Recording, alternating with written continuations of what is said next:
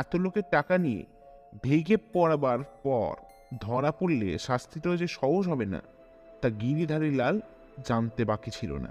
কাজেই এই পালাবার ষড়যন্ত্র তাকে অনেক আগে থেকেই করতে হয়েছিল।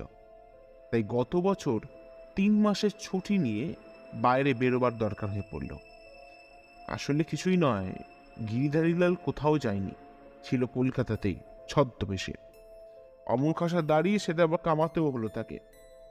কম্প গেল সে সঙ্গে, চুল ছোট ছোট করে কাটা হলো, এমনকি মোটা ভ্রু জোড়া কামাতেও সে বাকি রাখলেন না। ফলে তার চেহারা হয়ে গেল একদম বদল।